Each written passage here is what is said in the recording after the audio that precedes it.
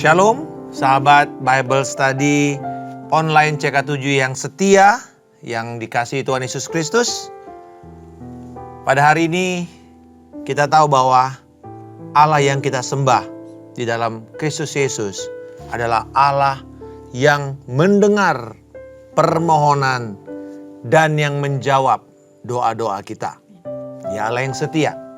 Oleh karena itu, saat kita mengalami kondisi tertekan atau mungkin bahkan seperti dikepung, kita tahu bahwa langkah kita pertama, tindakan awal kita pertama adalah berseru, berteriak, berdoa kepada Tuhan. Dan jawaban doa dari Tuhan bukan hanya untuk menolong kita, tetapi jawaban doa yang kita terima itu juga akan dipakai Tuhan sebagai berkat kepada orang lain yang belum mengenal Allah, yang sedang menyaksikan bagaimana kita mengalami pertolongan Tuhan. Jadi ini sebuah kesaksian yang tidak bisa disangkal. Tapi sebelum kita membahas ini lebih jauh dari Mazmur 70, mari saya mau mengajak kita semua untuk mendeklarasikan kepada Tuhan, kepada Bapa, bahwa Dialah penolong kita yang setia. Dialah satu-satunya yang bisa kita pandang wajah kita, mendapatkan kekuatan baru dari Dia. Terpujilah Engkau Bapa. Kami mengucap syukur akan pertolongan yang tidak pernah terlambat dari Engkau. Dan Engkau tidak akan terganggu ketika kami berseru kepada Engkau pada waktu kami terdesak. Kami bersyukur Bapa pada saat ini. Nyatakanlah diri-Mu kepada kami. Nyatakanlah kesetiaan-Mu kepada kami Tuhan. Haleluya. Mari kita deklarasikan penolong yang setia. Saat ku berjalan,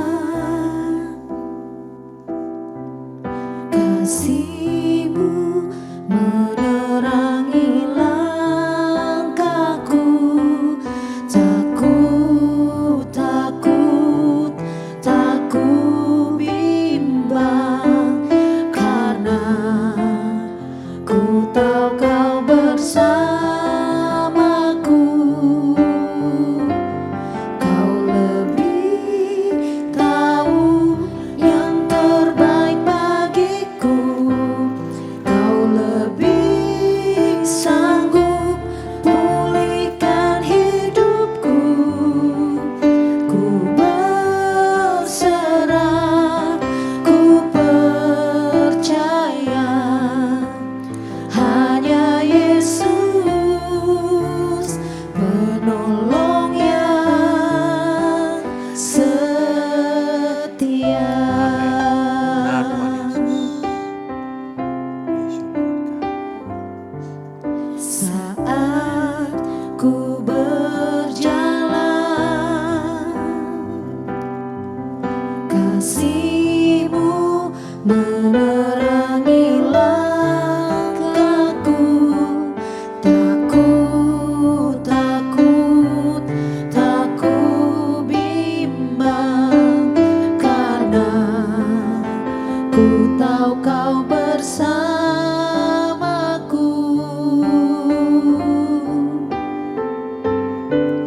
Saat ku berjalan,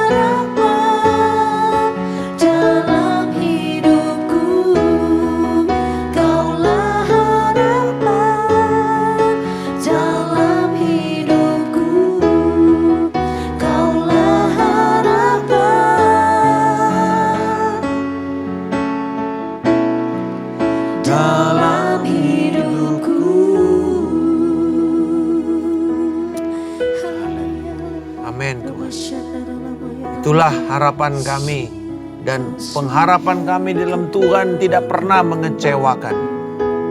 Kami tahu bahwa di dalam Engkaulah harapan kami itu seperti sauh, seperti jangkar yang telah dilabuhkan dan membuat perahu kami tidak akan terseret oleh arus. Tetapi perahu kehidupan kami akan bertahan karena Tuhan yang memegang kami. Biarlah kiranya kebenaran firman-Mu pada malam hari ini akan membuka pikiran kami dan menancapkan keyakinan penuh akan Tuhan yang setia dan siap menolong kami. Dalam nama Yesus kami berdoa. Amin. Saudara-saudara sekalian, Mazmur 70 merupakan mazmur permohonan. Jadi ini adalah jenis mazmur permohonan dari Daud. Karena dimulai dengan sebuah seruan untuk memohon pertolongan kepada Allah. Kalau kita membaca Mazmur 69, maka kita melihat adanya kemiripan dengan Mazmur 70 ini. Hanya Mazmur 70 ini lebih pendek. Sebenarnya Mazmur ini juga memiliki kesamaan atau bahkan kemiripan dengan sepenggal Mazmur 40 ayat 14 sampai dengan 18. Hanya mungkin beberapa kata yang berubah, tetapi persis sama untuk kita tahu bahwa isinya, seruannya, ungkapannya, nuansanya sama. Kenapa? Kenapa kok diulang lagi? Apa nggak ada ide? Mungkin salah satu alasannya manusia itu cenderung lupa. Jadi diulang kembali, diingatkan kembali akan Tuhan yang menjadi satu-satunya tempat kalau kita berseru. Dan bagaimana seandainya Tuhan sudah menjawab doa kita? Apa tujuan dari jawaban doa kita? Apakah sekedar hanya untuk kita dilepaskan? Atau kita belajar dan menjadi pembelajaran kepada orang-orang yang belum kenal Tuhan? Kalau kita mulai dengan ayatnya yang kedua. Seruan pemazmur adalah, "Ya Allah, lepaskanlah aku, segeralah menolong aku." Kira-kira begitu cara kita membacanya. Sebuah kalimat yang bernada perintah. Karena memang jenis kata kerja yang dipakai dalam bahasa Ibrani ini adalah kata kerja imperatif. Kata kerja bernada perintah yang tegas. Segeralah menolong aku, lepaskanlah aku. Nuansa ini kelihatannya kok bisa ya si pemazmur, si Daud ini merintahin Tuhan. Tuhan tolong, gitu kira-kira. Udah tegas sekali. Sudah hampir ini kayak rasanya di ujung tanduk. Satu perintah langsung kepada Allah. Sedangkan ayat 3 dan 4 ini juga nadanya perintah tetapi sedikit lebih halus. Ya, fungsi dalam bahasa Ibrani itu adalah fungsi jusif. Jusif itu sebuah perintah, tetapi perintahnya itu dipakai kata kiranya gitu ya. Makanya dia pakai kata kiranya atau biarlah. Biarlah dipermalukan. Biarlah mendapat celaka mereka yang mencabut nyawaku. Biarlah mundur. Biarlah kena aib mereka yang menginginkan kecelakaanku. Biarlah berbalik karena malu mereka yang mengatakan syukurin. Kamu kena bahaya, kamu kena keadaan susah. Biarlah bergembira. Nah, ini semua adalah bentuk kata perintah yang halus sifatnya. Tetapi yang pertama tidak. Yang pertama itu adalah sebuah tekanan. Dan kemudian kalau kita melihat lagi dalam ayat yang ke-6, perintah ini dimulai lagi. Tetapi aku ini sengsara miskin, ya Allah, datanglah segera. Kembali lagi, sebuah perintah, datanglah segera. Engkau yang menolong dan yang meluputkan aku. Jadi ini betul-betul sebuah permohonan yang terdesak. Kalau kita berdoa dengan mazmur seperti ini, mazmur doa yang terdesak atau yang urgent. Karena si pemazmur Daud, walaupun dikatakan di awalnya ini dalam judul ini, pada waktu dia sedang mempersembahkan korban atau kurban peringatan, memorial offering. Artinya kurban untuk mengingatkan akan kesetiaan Tuhan. Jadi pada waktu Daud sedang mempersembahkan kurban ini, dia juga berteriak kepada Tuhan untuk mengharapkan pertolongan segera. Artinya betul-betul ini sesuatu yang tidak bisa ditunda-tunda lagi. Kelihatannya kok kita bisa berdoa merintah-merintah Tuhan. Benar. Karena Alkitab kita ini adalah kitab yang jujur. Pergumulan manusia, kekecewaan manusia. Kalau kita sudah belajar mengenai Ayub, kita tahu bahkan ada keberanian Ayub untuk datang dan berperkara dengan Tuhan. Tuhan tidak tersinggung ketika kita berteriak dan mengungkapkan kondisi kita apa adanya. Mungkin kalau manusia bisa tersinggung, tapi Allah memiliki ruang hati yang begitu besar. Itu sebabnya kalau kita terdesak, seruan kita bukan kepada manusia dulu, tetapi kepada Tuhan. Kalau kita sedang terdesak, ketika kita dalam kondisi antara hidup dan mati, kan teriakan kita cuma satu, tolong! Gak ada yang lain. Gak tiba-tiba kita berusaha untuk membuat tata bahasa yang baik. Oh Tuhan yang maha kasih dan maha pemurah, tolong! Bukan kan? Udah teriak aja, tolong! Cuman cukup satu kata. Kita sudah tidak pikir lagi apakah bahasa kita itu bahasa tata krama yang baik. Waktu kita bicara, gak perlu kita atur-atur lagi. Satu kata cukup untuk mengatakan kondisi kita pada waktu itu dan apa yang kita harapkan. Hal yang sama kalau kita lihat Nehemia pasal yang kedua ayat 4 dan 5. Pada waktu itu Nehemia mendengar kabar tentang kondisi Yerusalem yang hancur. Dan dia hancur hati. Dan dia berdoa sampai nangis. Sampai mukanya yang muram itu raja melihat dan mengatakan, kenapa mukamu muram? Saudara, pada waktu itu kalau seorang juru minum yang menjadi orang kepercayaan, di mana nyawa raja itu dipertaruhkan dan dipercayakan kepada orang ini. Karena banyak waktu itu pembunuhan-pembunuhan politik terjadi melalui juru minum raja seperti Nehemia ini. Jadi kalau dia mukanya muram, itu bisa dipenggal kepalanya. Dalam kondisi yang begitu terdesak, antara hidup dan mati, dia tidak bisa sembunyikan kondisi yang begitu sedih dalam hidupnya akan bangsanya. Lalu dia memberanikan diri datang kepada raja yang fasik itu dan mengatakan,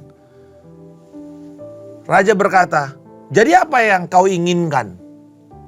Aku berdoa kepada Allah semesta langit. Kemudian jawabku kepada raja, jika raja menganggap baik dan berkenan kepada hambamu ini, utuslah aku ke Yehuda, ke kota pekuburan nenek moyangku, supaya aku membangunnya kembali. Saudara bisa lihat, di tengah-tengah seperti itu, sekalipun kelihatannya raja itu bukan raja yang kenal Tuhan, tetapi Tuhan sanggup mengubah hatinya. Kenapa? Sederhana. Kondisi sudah dalam kondisi yang sangat urgent. Hidup mati bangsa itu. Saat itu tergantung juga kepada Nehemia. Dan Nehemia bersedia mengambil tanggung jawab itu. Saudara-saudara, ini membuat kita berani untuk mengatakan, Tuhan, Engkau bukan raja jahat. Maka ketika aku terdesak dan aku berseru kepada Engkau, Engkau pasti akan menjawab. Itu satu keyakinan yang harus kita bangun. Kalau kita mengenal Allah kita. Nah kemudian kalau kita kembali kepada doa Daud ini. Sekalipun doa kita itu hanya teriakan minta tolong. Tetapi kita harus menjaga sikap, keseimbangan kita. Bahwa pertolongan yang kita harapkan itu harus sesuai dengan kemuliaan Tuhan. Nah ini yang kita mesti hati-hati. Ini balance-nya. Jadi nggak sekedar kita seenaknya minta tolong sama Tuhan. Kayaknya Tuhan itu cuman seperti pembantu kita. Bukan. Ayat 5 ini memperlihatkan sikap keseimbangan kita. Biarlah bergembira dan bersuka cita karena engkau, semua orang yang mencari engkau. Biarlah mereka yang mendambakan keselamatan daripadamu selalu berkata, besarlah Allah. Jadi akhirnya kita melihat bahwa teriakan kita minta tolong itu juga harus diseimbangkan dengan tujuan akhir dari jawaban doa kita. Yaitu apa? Kemuliaan Allah. Di sini diungkapkan dengan kata, mereka akan berkata, besarlah Tuhan. Besarlah Engkau Tuhan. Apa pelajaran yang kita bisa petik pada hari ini? Dari Mazmur 70. Yang pertama, jangan takut berdoa dan berseru kepada Tuhan. Minta pertolongan dari Tuhan dalam keadaan terdesak. Jangan takut dengan bahasa apa yang saya sudah mesti sampaikan kepada Tuhan. Teriak saja kepada Tuhan. Apa yang ada dalam hatimu? Tuhan tolong, aku bahaya. Tuhan, aku udah gak dapat bisnis sama sekali dalam tahun ini. Belum ada kontrak Tuhan. Gak apa-apa. Tuhan tahu. Tuhan menjawab doa kita. Karena doa yang dinaikkan, doa orang benar yang bila sungguh-sungguh. Kata sungguh-sungguh itu melibatkan emosi. Melibatkan pikiran, melibatkan pemahaman kita akan Tuhan. Melibatkan bahkan kekuatan fisik kita. Jadi dengan kata lain, jangan berdiplomasi lagi dengan Tuhan. Nyatakan apa yang ada. Nyatakan sungguh-sungguh keadaan kita. Dan dengan iman, Tuhan akan menjawab. Karena apa? Karena tujuannya agar nama Tuhan akan dibesarkan selama-lamanya. Agar nama Tuhan diagungkan selama-lamanya. Jadi jawaban doa kita itu adalah alasan kenapa kita berseru kepada Tuhan. Agar orang-orang yang mendengarnya, orang-orang yang melihat, orang-orang yang menyaksikan kita menerima jawaban doa kita. Kita ditolong oleh Tuhan. Akan bersuka cita. Sederhana sekali. Pelajaran malam hari ini memberikan kepada kita pemahaman. Satu, ketika kita dalam kondisi terdesak, dalam kondisi sulit, dalam kondisi mungkin sudah hampir hidup mati, jangan takut untuk berteriak minta tolong. Jangan takut bila kita hanya berkata, tolong! Dan tidak ada yang lain. Pertanyaannya selalu begini, Pak, kenapa ya sekarang ini gereja itu kalau udah doa, kok rasanya ada tata bahasa tertentu. Dan sebenarnya ini terjadi berkembangnya liturgi gereja. Karena perjanjian lama, di perjanjian baru juga kita melihat orang-orang berdoa sungguh apa adanya kepada Tuhan. Bahkan dalam sejarah gereja, abad pertama itu masih, abad kedua masih. Orang-orang tuh datang kepada Tuhan tuh dengan apa adanya. Tapi nanti abad keempat, abad kelima, orang mulai dikasih tata liturgi. Sehingga kemudian orang mulai berbicara dengan bahasa-bahasa gerejawi. Dan kemudian akhirnya mulai mengatakan kamu mesti lebih sopan kalau ngomong sama Tuhan. Saya mengerti artinya. Bahwa kita gak boleh sembarangan berbicara. Apalagi dengan kata-kata yang kotor, tidak mungkin. Tetapi pada waktu kita terdesak, apa yang akan kita katakan? Takutkah kita untuk mengatakan tolong kepada Tuhan? Saya percaya bahwa Tuhan mengerti hati kita. Bahkan ketika Daud mengundang kita untuk mengatakan, ungkapkanlah, nyatakanlah isi hatimu kepada Allah. Tuhan yang bisa memiliki kapasitas itu, menampung semuanya, dan membalaskan kepada kita seperti dalam kehendaknya. Tentu kita juga harus menyadari, kalau kita meminta tolong kepada Tuhan bukan berarti kemudian kita harus mendikte Tuhan. Karena kembali waktu dan caranya Tuhan yang akan tentukan. Tetapi kita bisa mengungkapkan kondisi apa yang sedang kita hadapi seperti pemazmur ini. Kita berdoa, Tuhan biarlah kiranya mereka mendapat malu, mereka mendapat celak. Kelihatannya kok kayaknya Tuhan bikin mereka itu susah. Kan gitu kira-kira ya permohonan Daud ini. Kembali lagi, kalau kita membaca Mazmur, ini adalah ungkapan manusia yang natural. Jadi bayangkan bila Bapak Ibu membaca Mazmur ini, bayangkanlah kita sedang ada dalam kondisi yang terdesak, hidup mati. Menurut kita apakah kita akan membaca dengan lembut atau kita akan membaca dengan keras? Itu sebabnya sewaktu saya diajar pertama sekali membaca Mazmur, mentor saya selalu mengatakan, jangan baca Mazmur di dalam hati. Bacalah dengan suara yang terdengar. Kalau itu berupa nyanyian, bisakah kamu mulai menyanyikan itu, menaruh nada di sana? Makanya kita katakan bermazmur. Apa itu bermazmur? Sebenarnya bermazmur artinya lagu yang spontan, yang didorong oleh firman Tuhan. Jadi dulu cara saya awal-awal di dalam kerohanian saya menghafal ayat adalah membaca Mazmur ini dan menyanyikannya.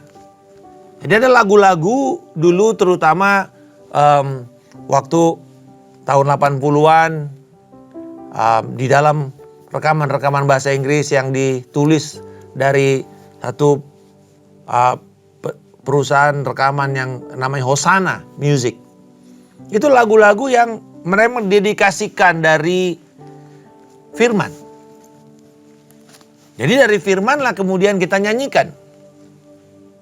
Kita nyanyikan dan kita tahu bahwa itu firman. Jadi kita menghafal firman caranya juga dengan dinyanyikan.